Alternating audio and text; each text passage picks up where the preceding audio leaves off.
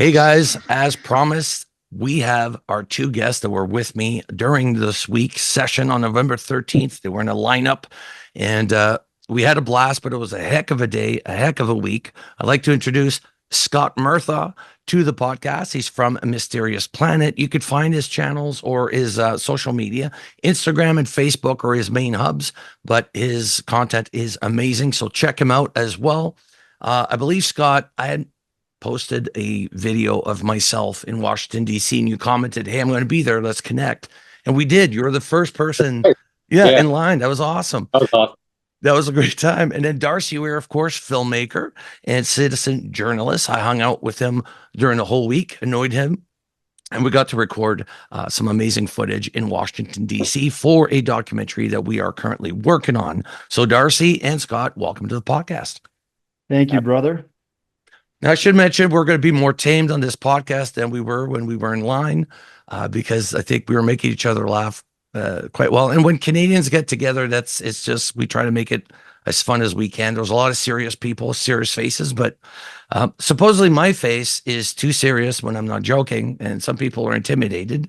So I learned that. And so I'm just going to smile the whole time I'm in lineup now. So people don't fear that I'm a secret agent there to snap some necks. But first, Scott, let's talk about your venture out there. And then, of course, you ended up working with the organization, the UAP Disclosure Fund, during the evening. We got to see you there, too. So let's talk about your side of the trip here. Yeah, dude. I'm going to start by saying it was a crazy experience for me. And I think doing this, I learned the difference between passive activism and active activism. Just being able to be there on the ground for something this historic. I think, before then I was involved to the extent of like signing petitions and doing all that stuff, but to actually be there on the ground, it was kind of eye-opening for me. And it was awesome. But yeah, man, it wasn't too big of a commute for me because I live in Maryland, so it was just hopping on a train, got there by 5:50, met you in line immediately once I was there. And yeah, man, I think being in line too, you get to talk to people like, we got to converse, and meeting other people there, you get to see how other people treat the subject and how, everyone has different beliefs on the subject. And I think being able to interact with everybody, I think it was just an eye-opening experience, man. It was solid.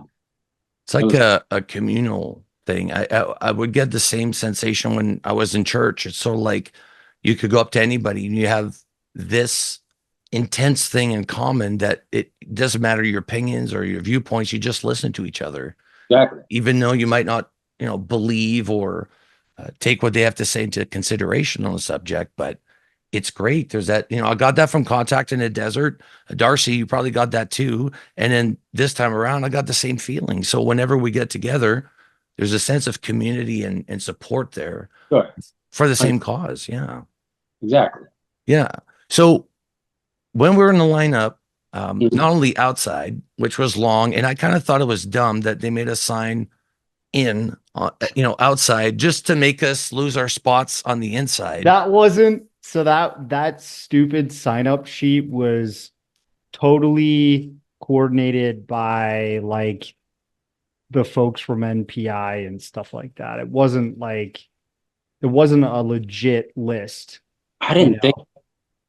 It was kind of frustrating too, because I even have like videos recorded of what the front of the line looked like when we all showed up around 5 or whatever in the morning. And, what it ended up being when these people that paid certain people to sit in their spot at the front, or just the entourage of line butters that headed in. Right. And this is a serious thing. Yeah. It was so annoying. It was like, I almost didn't get in, and I was waiting there for 6 hours with you, Scott, and you, Jace. I'm like, it was just so friggin' annoying because Scott and I were at the end of the line. She said, like, you went in, she's like, okay, it's either one of you. And we were literally to make it in. And before that, there could have been a few other people behind us. So definitely people were cutting in. They showed up late. they see somebody they know, hey man, and then you lose your spot because it didn't matter the queue outside. Everybody ran through those buildings. And I don't know about you guys, but I thought it was crazy. The fact there's like this whole subterranean connection between all the buildings. It's like a Minotaur maze that I couldn't figure out where I was, where this room was. Nobody knew. You need to go down a level and then go to another elevator, just go up the same level you just came from. But this time, like, it was nuts. And by the time I found you guys, Darcy, you had already had, you ran there to get the place. I needed a coffee really, really bad. But by the time I got out of Dunkin' Donuts, I looked around the halls and there was nobody. And I'm like, that's impossible. Like, we were a ton of people outside. Everybody booked it for the opposite side of this Capitol. And then by the time I got there, I couldn't believe the lineup. There was journalists already in line. There's people, like you mentioned, that were hired to keep the line for certain big names that have the money to be able to afford to do this. We don't, right? We're just small-time fries. So we are the ones who get kicked and out. Meanwhile, we spent like over $3,000 to fly round trip and pay for accommodation in Showed up Washington on time. to show up paid our on time and dues. stuff, so Yeah. it does involve money at the end of the day, but apparently who you are in terms of how important you consider yourself while you're still living, I guess we'll say, and your clout within the community is what allowed you to just trounce through the line and butt everybody that was waiting patiently. Yeah. Found that pretty annoying. And our boy Martin Willis actually stopped one of the guys that was butting in line. That was hilarious. Yeah, we heard him shout. We didn't know what was going on, but he called that kid out, man. He told us later. We went for lunch in the Dirksen building cafeteria, or was it the Dirksen building? Or no, we were in the Rayburn. It was a Rayburn. Yeah, we were still in the Rayburn. Yeah. And he was like telling me, yeah, there was these assholes with hats on that just completely walked to the front of the line minutes before they opened the door. And I was like, hey, guy with the hat. And like you and I and Scott could hear that at the back. And I was like, oh, something's going off up there. But they were around the corner, so we couldn't see exactly who was sounding off. And it just happened to be Martin Willis, who does podcast UFO and is on KGRA radio. And yeah, he said they stood right in front of him, like just basically walked right in front of him and skipped the whole line. Yeah. And he basically was like, what are you doing? You can't do that. I'm not going to let you stay here. So you better make your decision now to go to the back of the line. And when the doors opened, the guy was like, screw you, basically, to Martin, and just started to walk in. And when Martin sounded off, the police, who were actually monitoring the line, since we were outside at 5 o'clock in the morning in the freezing cold, they stepped in and they were like, hey, what's going on here? And grabbed these punks. And they didn't get in. Thank God. Good. But all the other line butters did. Well, that's the thing. When we were going into the building, there were some staffers who were going in a separate line to get in, and that's fine. But there were people who were not staff going in that other line and getting in. So I know a lot of people got in front of us. It's the it's the arrogance of it, of saying that I don't respect the lineup. And you can tell everybody in the lineup's pissed off that these people just show up late, just get out of the cabin and go to the front of the line. And like I said, Scott and I got that experience of like the lady's like, nope, this is it. There's only either one of you going in. I was like, oh, and it's funny because we were almost guaranteed, all of us, to go in outside. But by the time we made it in, all the budgers had already come in. They come in late. They high five everybody and like, F you, going in front of the line. So that's an issue. I hope that the community and maybe Congress could help out next time, saying, hey, some people are legitimately here from far. They're documenting this. And that's what we were all doing there, was to document this, which is important. And but we did get good footage. You both got to make it in, and you both got amazing footage, pictures, and you were both in the room, so you could tell us what you felt like when you walked in. What was it like? The atmosphere, and maybe a little bit about Robert Salas from Darcy Wier. He's he was there, and it was awesome to have somebody who had the missile silo incident there. I mean, the representation alone in that room was big, and pretty much all of who's who were there again. So, Scott, let's start with you first. What was your impression walking into that congressional hearing? Dude, it was walking into the room felt surreal to me, just because, again, like I already had resigned to the fact, honestly, I didn't think I was going to get in the room. Once I showed up and I got on the list and I saw like I was like pretty far down the list because there was like 40 or 30 people ahead of me in the line. So I was like, all right, they don't have that much seating in there. I already accepted that I probably wasn't going to get in. So when I did actually get in, I was just kind of awestruck. So getting in was awesome and just kind of felt surreal. And just being around, like you said, Robert Salas, he was sitting like 10 feet away, and all the other big names, James Fox, Jeremy Corbell, they're all in the room. So it just kind of felt crazy being there with all these people that I've been, like I said, this is the first time I'm getting like really actively involved in it. So just being in the same room with all these folks was just kind of crazy and surreal. Yeah. It was insane. Who essentially like had paid line butters for them or whatever. Right. But still, respect them, but at the same time, I was just a little bit salty. But I resigned myself to the fact that we weren't getting in either.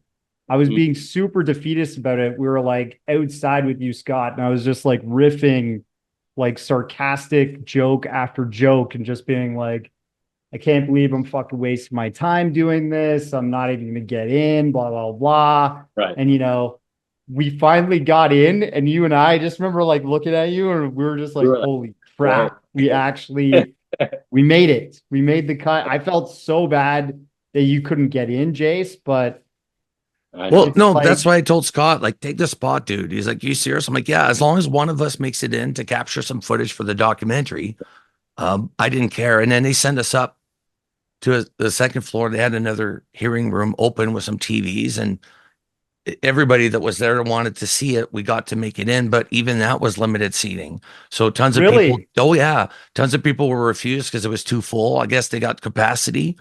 And yeah, I think I was like maybe the third one into that line. Yeah. So I got to go to the back of the room to, yeah. Somebody even butted in front of you to get into that room.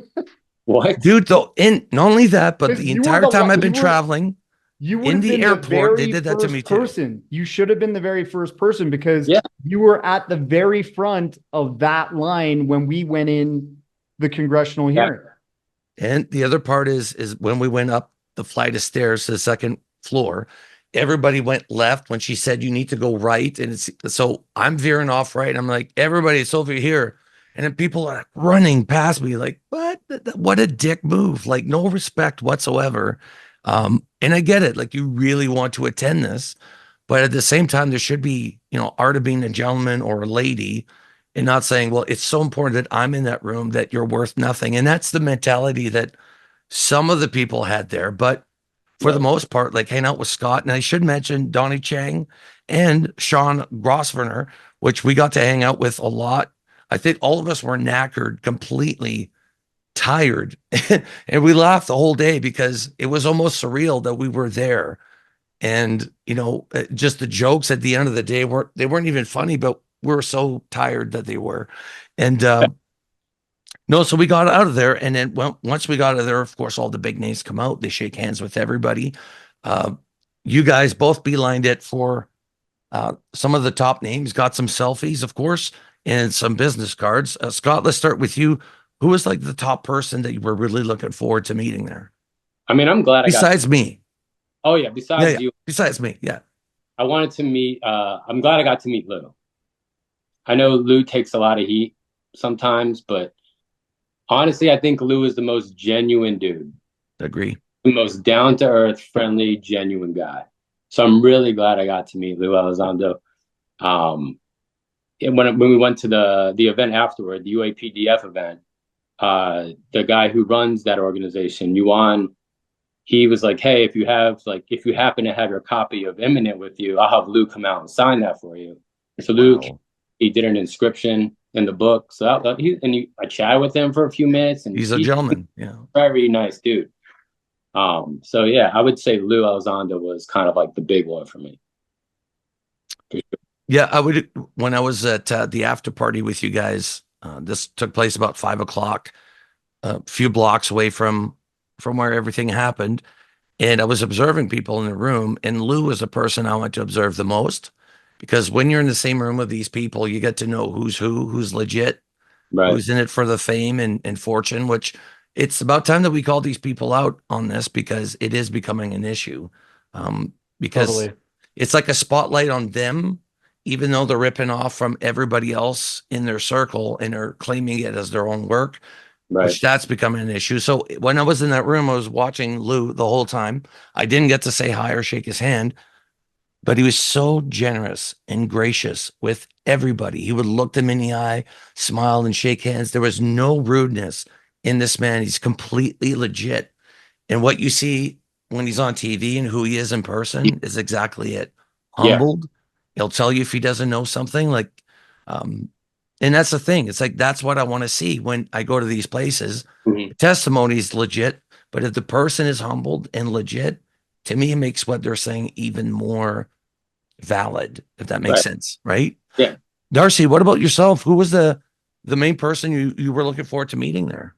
I really enjoyed meeting Lou, like shaking his hand and just thanking him for the courage for what he's been doing. I'm definitely not part of a camp that defames him and thinks that he's some, other person, this new like character that everybody, I feel like the old establishment of ufology, let's say, they feel threatened by somebody like that for some reason, and they immediately just want to cast doubt and shadow over his character. But I don't think he's done anything. It's like actions speak louder than words, and I don't think he's done anything with his actions that could prove otherwise. Like, I think his actions have been straightforward.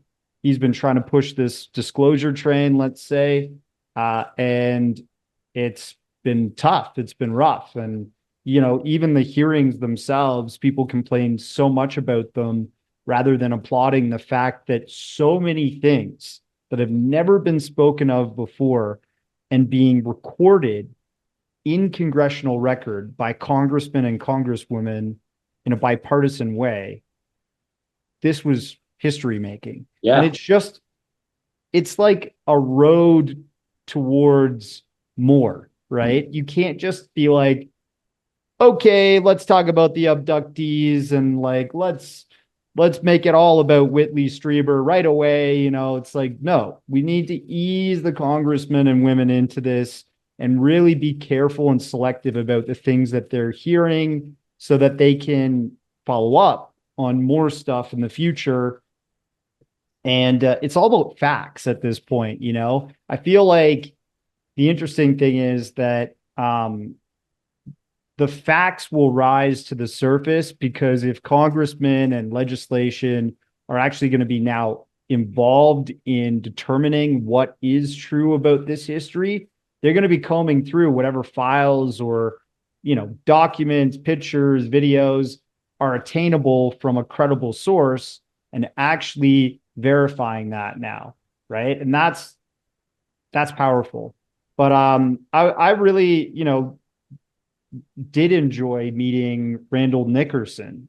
He was like hanging out with us pretty much, I feel like, half the day. Once we kind of found him at the front of the line, because he was technically the very first person in line from the night before. This guy went and lined up at, I think, 10 p.m. It's hardcore. On the day before. And he got really cold and he finally just said F it and went and got like a coffee or something like that. But he he ended up getting back in line and still was like maybe, I don't know, seventh or something like that. Like he was not far from the front, just showing how dedicated he was to being in that hearing room. But he's just like a slice of life. He's a normal guy that some pretty incredible stuff has happened to him in his life as an abductee. He also, was a man on a mission and created the documentary Ariel about the Ariel school in Zimbabwe. Um, and He told me he got mugged 3 times when he was in Africa. yeah, Like his life was on the line. 3 times he got mugged trying to shoot that movie. I was texting like somebody, I can't remember, that's like, I don't know, part of the UFO community, who was also in DC. It might have been Martin, somebody else, but I was just joking around like, can somebody do like a mental health check for Randall? Because like this poor guy has, come into town and is freezing his arse off just to be in this line. And I'm sure he's doing it to sacrifice himself and like save a spot or something for somebody. And he was like, dude, Randall lived for 2 years in Africa and slept sometimes under the like desert sky by himself. He'll be fine. And I was like, all right, fair enough. That's hardcore, man. But yeah, he was great. Got to have lunch with him after. And, there's, meeting Robert Salas. I got some pictures of him asleep in the hearing. That was funny. That was funny. Yeah. Bunch of cool people, said hi to Jesse. He was one of the folks that was way at the front showing up late. Nice guy. And I think he's doing a lot of really cool research into the history of this stuff recently with American Alchemy. Who else was cool? Chris Ramsey, fellow Canadian from Montreal. He's got the Area 52 investigations, new YouTube channel. He's doing some great stuff with that. And trying to think who else. Estefany, I can't remember her last name. She's like a big Nazca mummies person, which I'm not on board with, but it was good talking with her. She was just behind us a little bit. And Donnie was okay. I mean, he kind of line butted. He just beelined to me and like lined up right behind us. And I was like, it's okay because he ended up in the same room as me. So, I did say to him, I was like, dude, if it comes down between you and I going in, I'm going. But he ended up going in anyways as like a photographer. And he took like all these lovely pictures of his idol and mentor, James Fox. So yeah, I don't know. It was good. I actually have a few little, maybe if you let me share my screen settings, I can probably bring up some cool. We got to hang out with the Teenage Mutant Ninja Turtle the next day. And Donnie's a hoot to hang out with. Hoot is a Canadian thing, I guess. I say a hoot all the time just to date myself, I guess. But he was a blast to hang out with. Like he dresses like very, I wouldn't say flamboyant, but it's like you'll notice him, when he's in a crowd. Flamboyant, definitely the But word. great sense of humor. We had a great breakfast / lunch with him, and then we spent a day with him going around taking pictures, and we laughed a lot. Like I really enjoyed myself. Donnie was nice, but I got a compliment from Donnie because when we first sat down, he said, "Dude, you look like what was it, an Asgardian?" He's like, "Not Thor, but like an Asgardian." And then when I started joking around, he goes, "Dude, I thought you were all serious." Like I was basically saying he was intimidated to talk to because I looked all serious and daunting. I'm like, no, I'm a big goofball. So we laughed all day. It was awesome. Yeah, good experience. But yeah, if you got pictures of Donnie, show them. I can. 1 second. Technology, it's crazy. Let me technology this thing up. Let me see. Also, here it is. Here it is. Teenage Mutant Ninja Turtles, Teenage Mutant Ninja Turtles, Teenage Mutant Ninja Turtles, turtle with a half shell, turtle power, Teenage Mutant Ninja Turtles, Teenage Mutant Ninja Turtles, Teenage Mutant Ninja Turtles, turtle with a half shell, turtle power. Now it's well worth looking at these pictures. If you're just listening to the podcast, if you are on Spotify, you can actually see the video. And if you go to YouTube, precisely at this point in the podcast, you'll see our boy Donnie there. He had a crazy, great camera setup. Like I liked the shots that he was taking there as well. But yeah, his jacket and his car is like bright green as well. It's when we were up at the monument here, this like kid walked up and was like, "Yo, who's the like turtle and a half shell here?" And I'm like, "What?" And he's like, "You're like with the Teenage Mutant Ninja Turtle, right?" And I'm like, "Oh yeah, that's this guy named Donnie." And Donnie ended up taking pictures of him and stuff. And Donnie is a Teenage Mutant Ninja Turtle. At first, the kid was making fun of him. He didn't really realize, but he's totally like coming out of his shell here. A little bit tired, I can see. See the pun you did there. I hope the audience appreciated the shell pun. He popped his head out of the shell. He's got some very flamboyant genes here, but all together, great guy.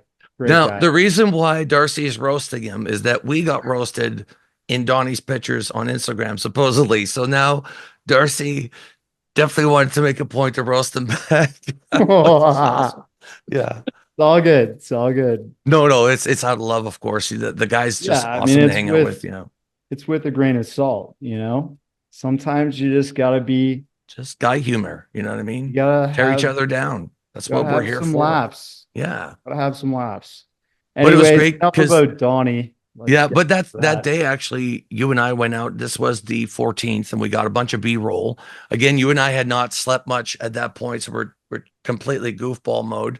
But it was great because we got to go to these, iconic sites to capture it for the documentary, of course. And people are going to expect that if you're going to Washington, D.C., you better take some pictures. Good footage. Yeah, exactly. Good footage. And, I captured a lot of nice shots and video shots on my phone as well. So it was productive. And I had, sort of my reservation about going because you don't know what to expect. I'm not a traveled person. I'm going far away from my family to Washington, D.C. I got a great deal on my flight for a good freaking reason because they sent me everywhere before they sent me to Washington, D.C., and I greatly regretted not paying the extra $200 for a more direct flight. This is an advice. Anybody who doesn't travel, pay the extra money. Don't do layovers. It's not worth saving the $200. Trust me. Just pay it and go there directly. But, when I arrived, I took a nap, and then right away, Darcy at like 9:00, we had Keith Taylor in your room. We did an interview with him for the documentary as well. And that was really cool to talk to him as well. Maybe Donnie, you could, not Donnie, Darcy, you could explain who Keith Taylor is and why we had an interview with him. Yeah. Keith Taylor, he works, or he has worked on behalf of the police force and the paramedics and such within, I think, got his card here, the state of New York. So he would have come down via train to see us and to go to the conference the day before, or that night, actually. And he was meeting with Randall Nickerson in line that night to their friends. But while he was serving on behalf of the police force in more of a director, like a leadership role, and the paramedics, he realized that, in 2017, he saw the New York Times article with Lou and Leslie Kean wrote and Ralph Blumenthal, and realized there's something happening here. So he's a post 2017 guy that's taken this phenomenon very seriously, but he's caught up. Like, we were chatting about like all kinds of stuff from the history of ufology, well after the interview finished, Jason was like, okay, guys, goodbye. I'm going to sleep. I'm like exhausted, traveling all day. Peace. And Keith and I just kept chatting in my room.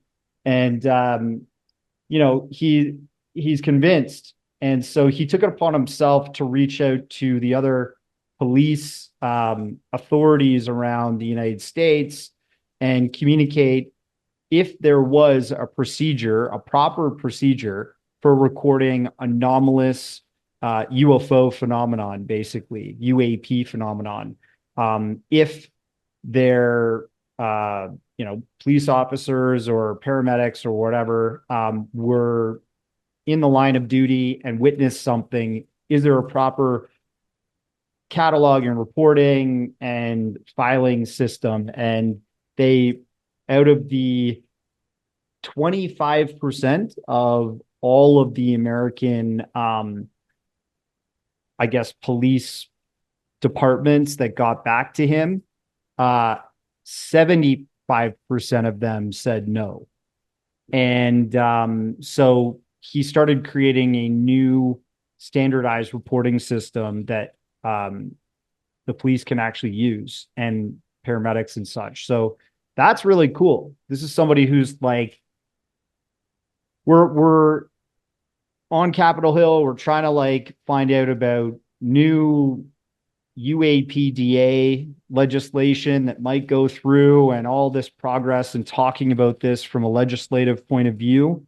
And then you've got a guy like this that's actually tackling this from like a administrative point of view within the police and paramedics agencies. So that's huge. That's somebody that's like standing for progress. So Keith is really cool. And I look forward to seeing what else he's going to do. And he had brought up some good points that it's not just the police, but like firefighters, paramedics, even doctors, to try to understand, the radiation damages that are done. And one of the things that people don't talk about a lot, but during that hearing, they mentioned that there's people on paid leave, military leave, that have been injured from retrieving these crafts or being in close proximity to these entities. And we know from the Virginia case in Virginia case, that a police officer handled one of these entities, and within 24 hours, he died of a really mysterious, grotesque death. Yeah. So that is interesting. His immune system shut down. And he was healthy. He was what, 27? Yeah. Had a wife. He was quite young. But to hear this, and this is the part that makes me mad. There's the men and women who joined the military are put in these crash retrieval programs. They didn't sign up for that. They signed up to defend their country. They're thinking, I'll go out in the battlefield and I could get shot or I'll shoot some people. They don't think they'll put you in the front lines of alien, foreign, sentient being technology that could potentially, really mess you up physically, mentally. And it does that. We're not talking about the mental stress in events that take place to people. If they're the first on site with entities that are still alive, those entities are going to communicate with them telepathically. It's going to shock them. There's no training for this sort of stuff, or maybe there is. We don't know. We do know that these special programs, though, have like a military, Green Beret type groups that know exactly what they're doing. Yeah. And now we got to think, okay, they're like they could get injured, or what's that? They're like black ops. 100%.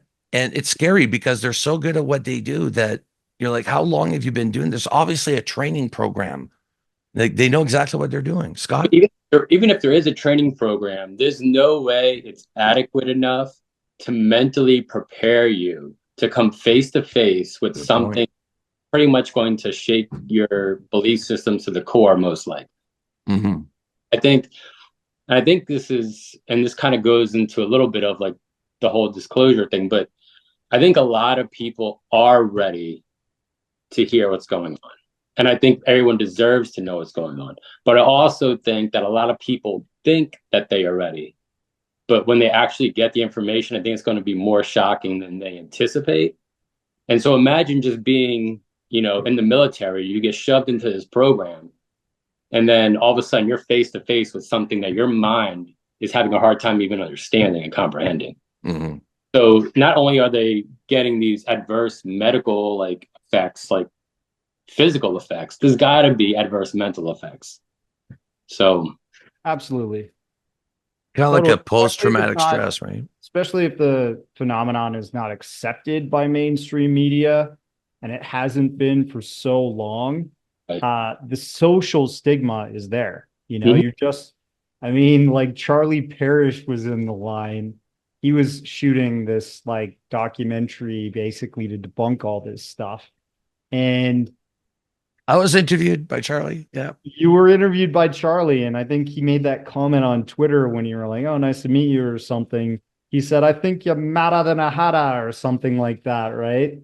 Um, Think but yeah. Think you're madder than I was. But nice to meet you or something. Yeah, to that yeah, it effect. was kind of like a jab that you're not mentally sane, but nice to meet you regardless, or something. And it's like, dude, you just stigmatized somebody really cruelly. Mhm. That's been the environment en masse around the world for decades. Like, don't do that shit. Yeah. You can have a disagreement with somebody, but when you call them crazy or, dysfunctional or some kind of like insult that demeans them and their character as Right. flawed because they think that this is a real phenomenon, you're Well, actually begging for some kind of physical reaction. I did reply to him right away, and I said either I'm crazy or you are, because Congress doesn't hold hearings on UAPs not existing. Right. He's in the lineup. You know what I mean? Like, but it's a flip of the switch. And the thing is, when you're on that side, you're like, I need solid proof. And it's as addictive as what we do. Because for them, it's the thrill of making somebody uncomfortable, the thrill of like, haha, got you moment.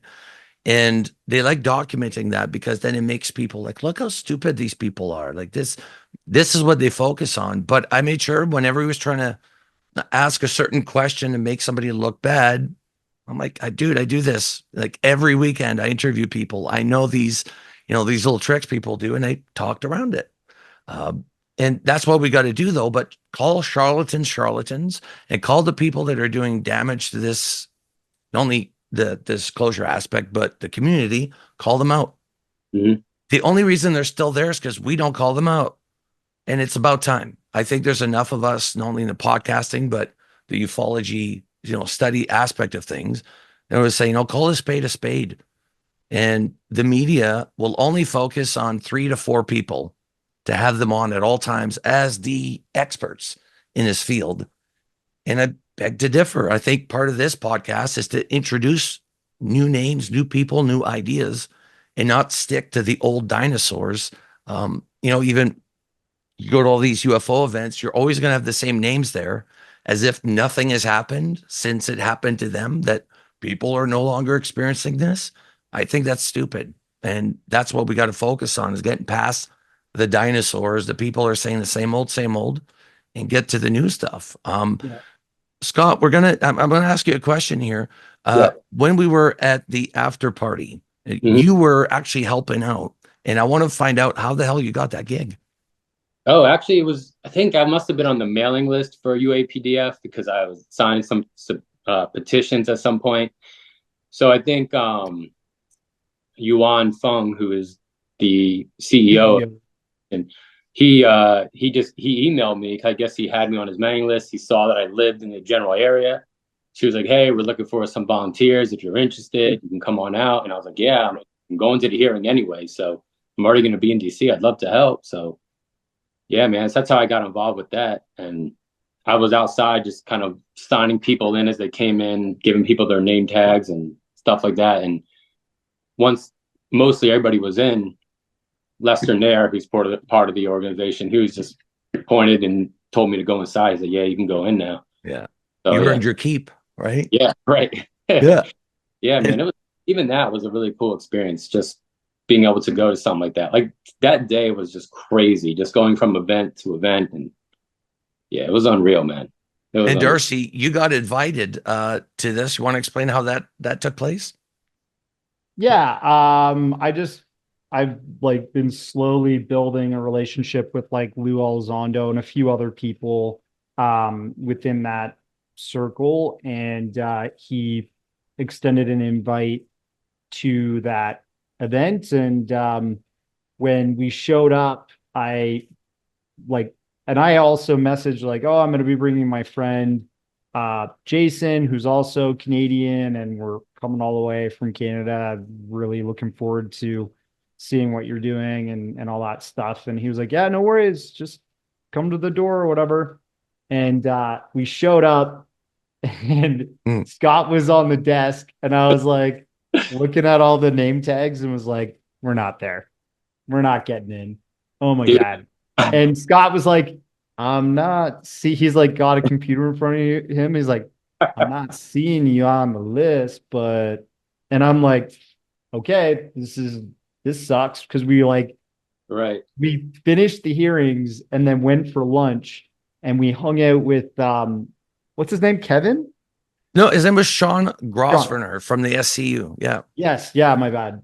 And we were joking around with him for like hours, and we're just like, we're not going to go back to our hotel because it's just like We stayed in that fall cafeteria asleep. for hours. Yeah. Yeah, so we just stayed in the cafeteria. We walked over to the Dirksen building, and then we walked up to this thing. And we're like, okay, that was a waste. And then Yuan actually came sailing in from the back, like left of me, and was like, Darcy, hey, nice to meet you. And I'm like, oh, the CEO of UAPDF knows me. And I was like, hi, how are you, man? Sorry, we're not on like the list. And he's like, oh, absolutely no problem. We expected you to come. We just didn't update the list accordingly. Like, you're completely welcome to go in. And that was cool. That was really nice. And he's a very, he's a gentleman. He's a really good guy. And when we got in there, it was really cool to chop it up a little bit with like Merrick. Is it Merrick? And who else did I get? Oh, got to chat with Matthew Pines. Very, very smart guy. And I love like his background within the government and stuff. What I think basically like anti-terrorism and cyber terrorism and all that stuff. So he's like a really technical analyst sort of mind, and he's turned it to UAPs, and he just knows his stuff. It's really cool. Nick Gold was there. Nick, who's the other Nick? He was in line with us actually, and we were joking around with him all day. Oh, there's so many great people around us. Yeah, there was so many. I wanted to say hi to Lester Nair, but he was just totally busy. I could not get anywhere near Leslie Kane. I tried, but she got bombarded with people. I was like, okay. But we did get to talk and shake hands with Tim Gallaudet, which the guy's an outstanding guy, really sincere. So I thought that was cool. But Scott, what was funny is you were dressed nice. Everybody was dressed nice. But we were still in the same attire that we were wearing from 5 o'clock in the morning. I had been drenched, sweating all day. I was gross. I wanted to go back to the hotel, take a shower, maybe change. Darcy's like, dude, it's not worth it. If we go back, we're just going to crash in the hotel rooms. I'm like, yeah, he's right.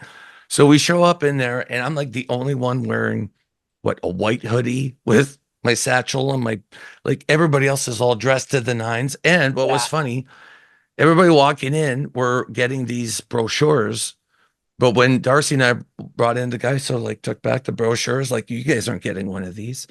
Did they? Yeah. I didn't even. But luckily for me, I picked one up because somebody left it on their seats. So there you go. This was what they were handing out. It was, a couple of pages talks about who's part of the organization and, part of the phenomenon. But I just happened to put my books on top when I saw that, somebody had just left it there and then picked it up. Oh, what's this? I'm definitely keeping a keepsake, right? Exactly. Yeah. Yoink. Yeah, that was fun, but I felt grossly underdressed and like a fish out of water. Most people there had no idea who I was, and I don't blame them. But I wasn't also going to go up to people and kiss ass. So I was really there to hear what needed to be said and maybe shake a few hands. Melinda Leslie was there. I hung out with her a little bit. She's always fun. She always entertains me. But it was a great evening. And even though I didn't get to go into the main, chamber to hear the hearings, I still got to hear it in another room and got to go to the after party. So for me, it was like, holy crap, and everything I think lined up for all three of us. There was just like, what are the odds? Yeah. Like, it's almost like it's meant to be. I even ended up on News Nation. How cool is that? Yeah. Not an interview. Yeah. Yeah, but still ended up there. God, do you remember the senators that actually did presentations there? Yeah. I don't know their names, but At the UAPDF meeting? Yeah. Yeah, I know Senator Rounds was there. Yeah. Yeah, that was cool. Other senator, I don't know, did any of It the was senators? Eric Burleson was the other guy. He the was young there. guy, right? Yeah. Yeah. And so I was forgetting Rounds, but Yeah, he Rounds. started, right? And so he kind of talked about the whole initiative and how he was aligned with what the UAPDF was doing. And then Eric Burleson stood up there too and basically talked about what, he's excited about with this new administration and how they're going to be trying to tackle the secrecy in some way. Right. That was really cool. And then Eric kind of walked over and was chatting with Nick Gold, Nick G, Matthew Pines, and and I remember somebody brought up like an acronym and I like jumped in and like answered what it was. It was like, the national, what is it called? Anyways, it was just like really cool that he just was chopping it up with a bunch of regular folks. And yeah, I, like Jason, was just wearing a sweater and a t-shirt and like jeans basically, and everybody else are wearing like $1,000 suits. So that was cool. It was just like nice. And Eric's whole thing he imparted to us when we were having this intimate conversation was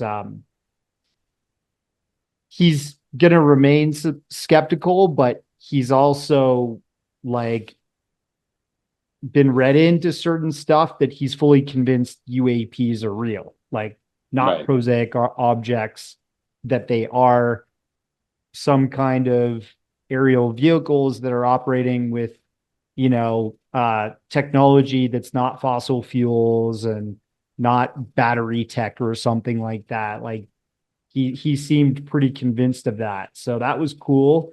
But he said there's a lot of stuff I'm skeptical about. And he actually brought up the Netflix Abduction documentary that just came out. I think it's called the Manhattan Abduction or whatever. And he was like, yeah, I'm not convinced about that. So it's cool. Like the fact that he watches that with his wife but is also active in what's happening with the actual UAP legislation and trying to find out about like real military incursions and stuff like that. Like it's great. One thing I found interesting was, and this is kind of a sidebar about Burleson, but during the hearing, I think it was Bobert that mentioned very briefly if any of the people know about a hybrid program, and everyone just said no. But then when I was leaving the event, it was like 8:00. My bag was outside the room, so I left the room and was packing up my bag. And Burleson was out in the hallway talking to somebody. I don't know who she was. But I'm packing up my bag and they're chatting, and I hear him talking to her about a hybridization program. I'm like, what are the chances that there are two congressmen within 6 hours I hear talking about hybridization programs? Mm-hmm. I mean, he's a skeptic and whatnot, but I think the fact that he's even bringing it up and talking about it means that Congress must have some type of information that makes it worth bringing it up, or at least, mentioning it. So I just thought that was really interesting because, that wasn't something that he was talking about publicly, but just while I'm packing up my stuff and overhearing this conversation, I just thought that was pretty interesting to hear him mention. Yeah, wild. I mean, like, just even it speaks to the time we're living in. Like, uh, the fact that they're going to be trying to open up the JFK files and they're looking into UAPs and they're behind closed doors talking about hybrid programs. It's like, Right. it's wild, and we are a scientifically advanced nation in North America, Canada, the United States, Mexico. We're doing all kinds of amazing scientific breakthroughs right now. And gene CRISPRing ourselves and, doing all kinds of genetic manipulations. I'm sure that is something that, must be on the minds of some of these senators, congressmen, and congresswomen if they think, scientifically it's plausible that eventually you could hybridize, like mix two genetic materials together Right. to create a new hybrid um, organism. I'm sure they understand that we might be at the precipice of starting to do some of that stuff ourselves. Well, didn't So okay, did I imagine this? But didn't they mention like soldiers in a hybrid program? Like they're enhancing soldiers. Like I might have been either overhearing this or mixing it with that, but there's a program where they're enhancing soldiers with genetic manipulation. It's like, okay, so we got to keep in mind that science in the military is always 50 years ahead of our science, always.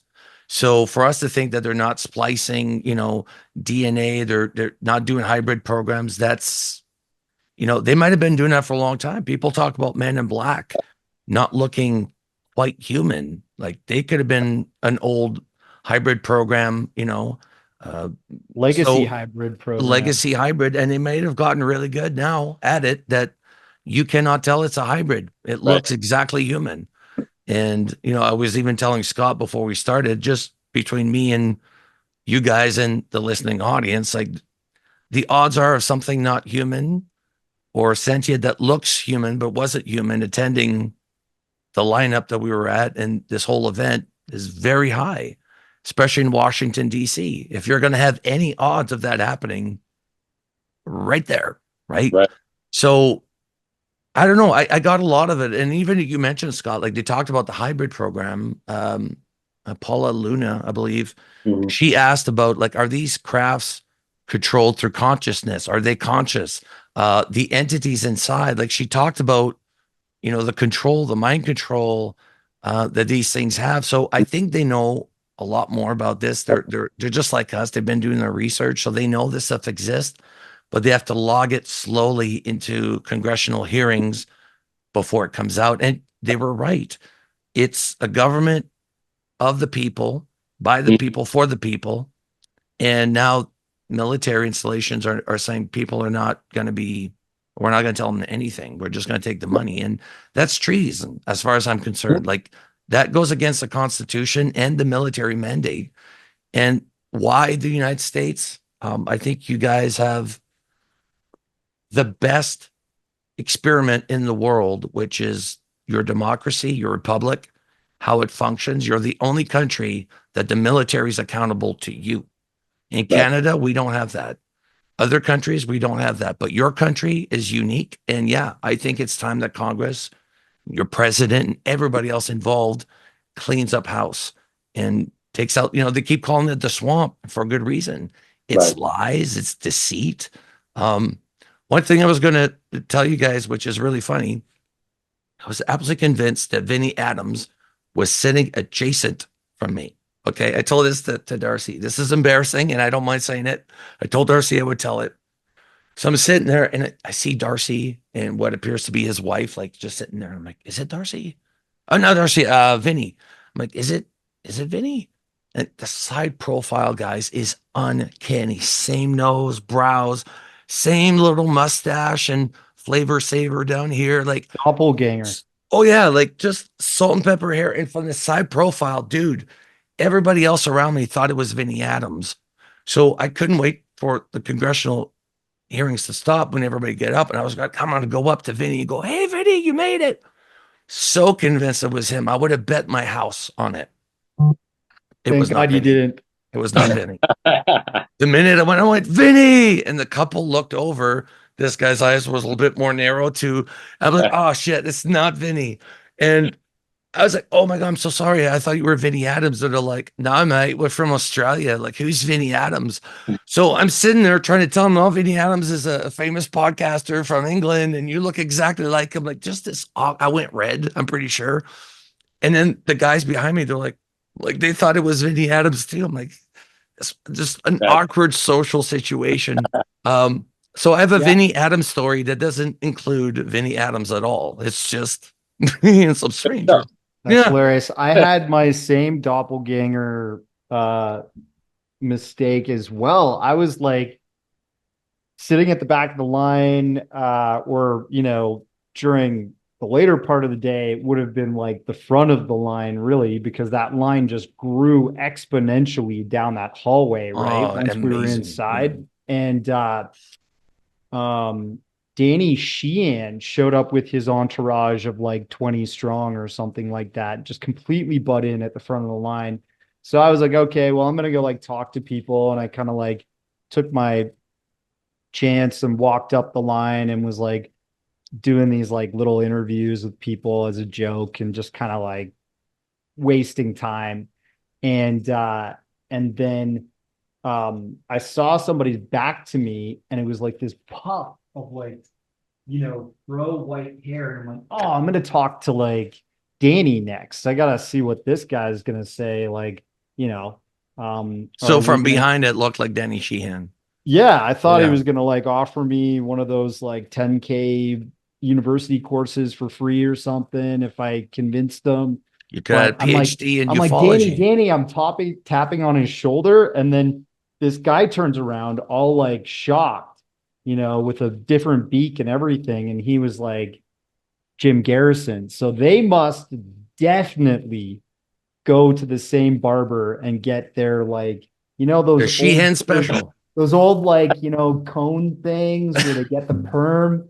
The 1950s. Yeah. Like back in the 1960s, they got like the same color dye for pure white. It was amazing. I was blown away. I was like, oh, sorry, I thought you were Danny. And I just went right back to my spot because I don't know what Jim could tell me.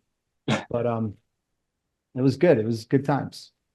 No, I enjoyed myself. And the thing is, it's weird because I think all three of us agree that our minds are still kind of there because I haven't really recuperated much, for sleep. I'm now better than I was, but like yesterday I was out of it. Like it's just not only that it's not so much jet lag, but 3 hours ahead for a bit. And then you come back here and it's just like, I just want to nap. Like I didn't get to sleep for 4 days, but it was worth it. Every dime, every minute.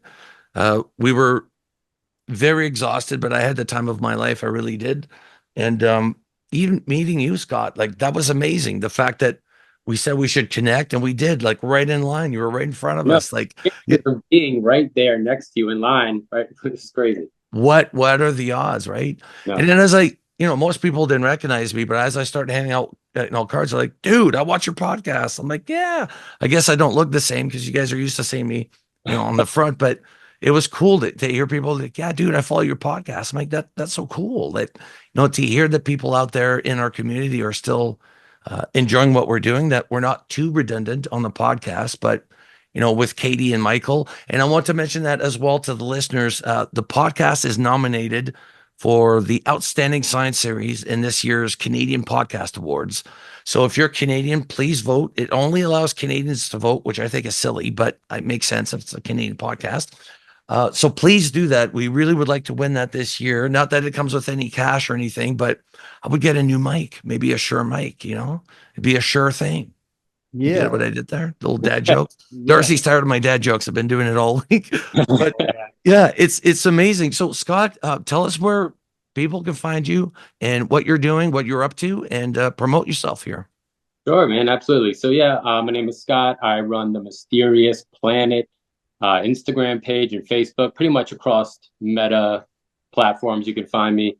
It's mysterious.planet_. And I post a lot of content related to new things that are going on, video clips from interviews. I try to post legal documents of things that are going on in Congress related to UAP. Just trying to be kind of like a news source for people. And, really what I'm trying to also do is get people interested in the topic.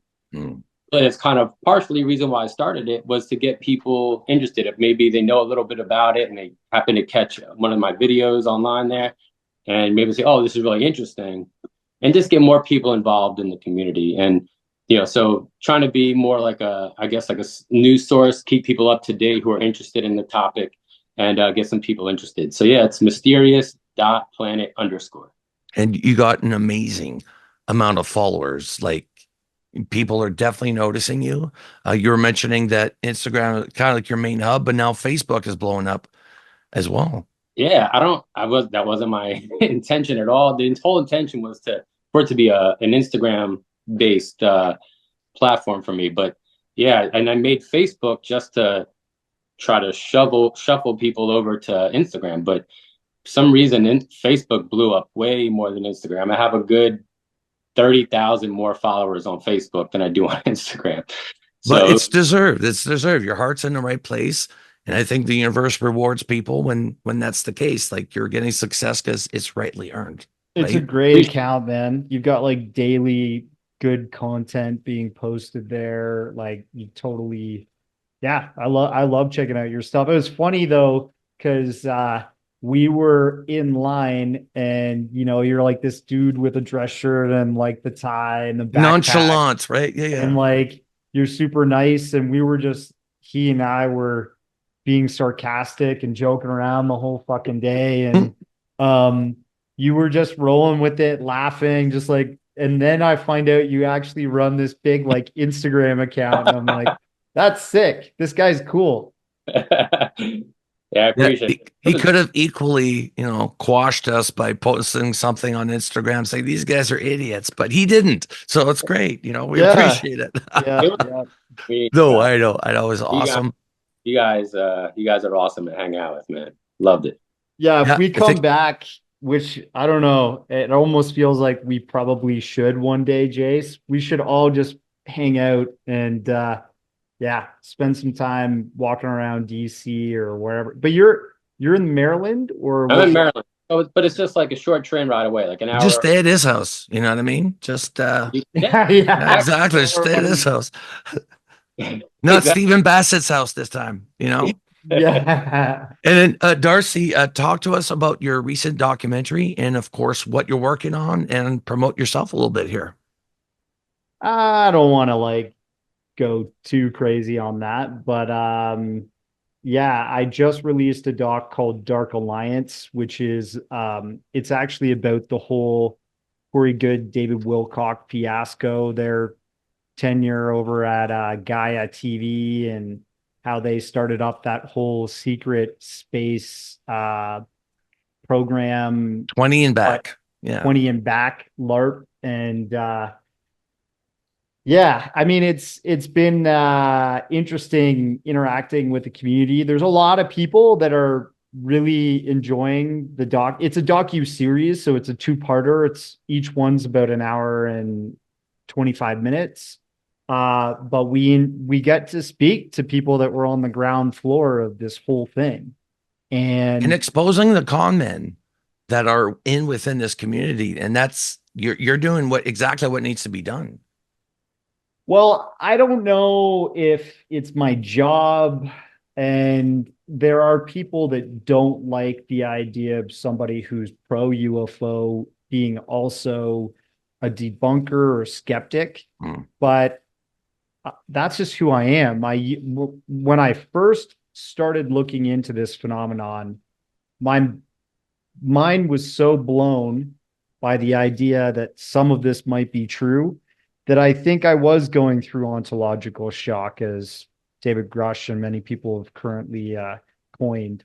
But since then, my mind has settled, and I like to look at everything that comes through with a skeptical view at first, and really find out if there is enough data, enough evidence to support the truth that certain things in the UFO history have actually happened and are real, authentic UFO events, that we could tie to possible non-human intelligence or something highly anomalous and not human made, which I am very convinced that to be the case for many different situations in history. But with this story, the evidence is laid out before the audience and they can decide. I mean, this is coming from the former head of production at Gaia, Jay Widener. It's coming from the actual men themselves and the inconsistencies in their stories and what they say throughout their history of creating this mythos. And it also comes from people like Leon Isaac Kennedy, African-American actor who, was in many Hollywood films back in the day and still is active in the Hollywood community, but worked with Muhammad Ali at a young age and stuff like that. And then, this guy kind of acted as a professional to that, as an entry to that world that was connecting these guys with all these potential Hollywood writers and, producers and stuff that could maybe take their story and get it off the ground and make it into this big, fictional production.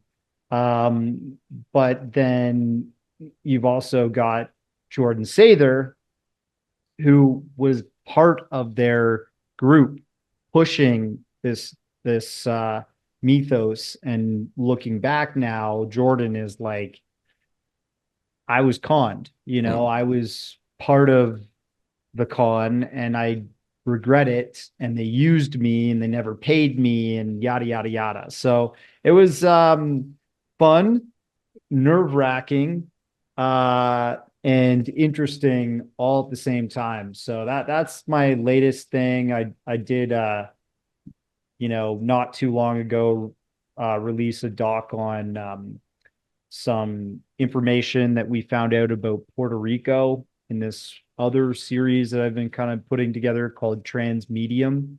And Transmedium is where the original one, talking about USOs and fast movers and Navy, encounters at sea and stuff like that with water-based UFOs. That's where I actually met Tim Gallaudet for the first time. And your other host, Michael Chase, he had a chance to yell at me for using CGI and not labeling CGI. I remember that. I remember that. Okay. Yeah. But yeah, like I've been just making these different documentaries and I was cutting it up with Jesse Michaels in line at the congressional hearing. He's like, dude, why aren't you just releasing them on YouTube? And I was like, honestly, dude, like YouTube is not where my films really perform well. I've always been just releasing them to Amazon, Tubi, Apple TV and stuff like that. And they've done well. Like people appreciate them and like the work that I do. But on YouTube, I've released stuff in the past and it just doesn't get any views. I'm pretty concerned that maybe my account has like been shadow banned or something. So well, to tell the truth, Darcy, we should be, as a podcast on YouTube, we should be a lot higher than we are. So yeah, I think they're dumbing down the UAP or the UFO stuff. I just found it to be, it doesn't match the other Spotify views. And there's a company called Lasso Group that's been like copyright striking my own material. And I actually own the official copyright to my material. I got it, filed for it legally and everything not too long ago. So I was just like, what the F is this? And somebody who runs like the Rafaos network on Twitter, he reached out to me and was like, hey, I got this strike. And it says in the strike, Lasso Group. And he posted a clip from one of my documentaries on YouTube. And I was like, yeah, man, that ain't me. Like I got the same strike and I screenshotted the same thing back to him, but for one of my trailers. And Yeah, so it's like weird things are going down with the whole. I think they're starting like Eyes on Cinema is a really popular archive of old UFO, UAP related interviews and documentaries and stuff like that. Their whole account got shut down recently. So they backed it all up on BitChute. And there's another um, account. Oh, yeah. Well, Jesse was telling me that his David Grush um, interview, Jesse Michaels, American Alchemy, his David Grush interview got copyright struck and he had to take it down recently. So there's all It was a this stuff. huge like interview, That was a huge big one. numbers. Yeah. So it's like all this stuff is happening now. And I'm just like a little like I do my weekly show with KGRA on Wednesday. And I think you're gonna come on, Chase, this Oh, 100%. Yeah.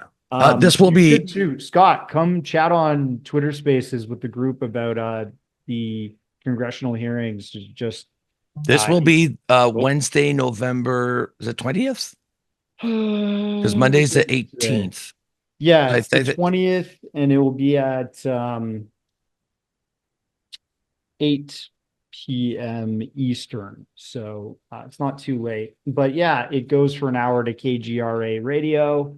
And it's just I kind of pipe the Twitter Spaces crowd through to them so that they can hear us all talking on discussions and stuff. It's different, but it's cool. And yeah, that's what I've been doing. I'm working on some other doc stuff right now, but we'll keep that secret. he's a workhorse. He's constantly traveling everywhere. And I told him this, but he's a total social slut. So whenever we go out anywhere, he's just all over the place and he knows everybody. So it's awesome. Exactly. Like, oh, look, everybody. Squirrel. But it's awesome. I mean, to have somebody who's connected like that. And I'm starting to learn more about, the documentary aspect of things, how people play some dirty games. There's a lot of corruptions, people not being paid for the work that they're doing. So it is a mess. But to tell the truth, I think it's time to clean up, clean up shop. I think there's plenty of people who are legit now that could call out those who aren't. And of course, Darcy, you did exactly that. It takes balls to stand up to somebody and say, I'll expose you. I'll do a documentary on you. That's not an easy thing to do. And even when somebody, I think it was Charlie, that asked me about, if I believed that Lou Elizondo was my hero, and I said, absolutely. Do you know how much balls it takes to stand up to the world and tell them what you know? His life was threatened. His family's life was threatened. It cost him a lot of money. It's not an easy thing. Well, do you think it's true that he should just, he makes money off his books? What, you think he's just going to print it and give them off for free? Like, Ask Charlie if he expects to make money off of his documentary good point. and Good point. who's funding him to shoot that at the congressional hearing. He told me, I'm not going to say, but totally Entertainment oxymoron industry. Yeah. and like totally ridiculous thing to say. If somebody does work and they sell it, they should be compensated for that work. So any walk of life should be compensated for their work. So it'd be different if somebody, goes on, I'll do CNN and NBC, but I want $10 million or I want $500,000. He has never done that. Right. And now people regret or they're upset because he's the number one, seller. Was it the New York Times number one seller right now, one of his books, and people are mad. It's like, dude, he's telling you something amazing. He's made no money so far. How long has he been doing this? Like since 2017, we've known of Lou, and it's not like he has Rolexes and he's covered in like girls that come in. When like it's not like that, and he's still very humble. He's still today, even though he's a New York Times bestselling author, he's so humble. And that's what I appreciated the most from attending that after party was looking at Lou, and meeting people in persons. It's either you shake their hands and they give you the EBGBs, or you're in close proximity and you could tell if the person's good or not, right? Guys, I thank you so much for coming on the podcast, doing a post interview sort of recap of our trip to Washington. Obviously, there's a lot that happened in between. It's hard to recap everything that took place, but I thank you, Scott, and I thank you, Darcy, for coming on. I had a blast with you guys. Let's keep this going. And I hope we get more hearings, and I hope to attend more. That was kind of cool. Except Yeah. a better flight next time.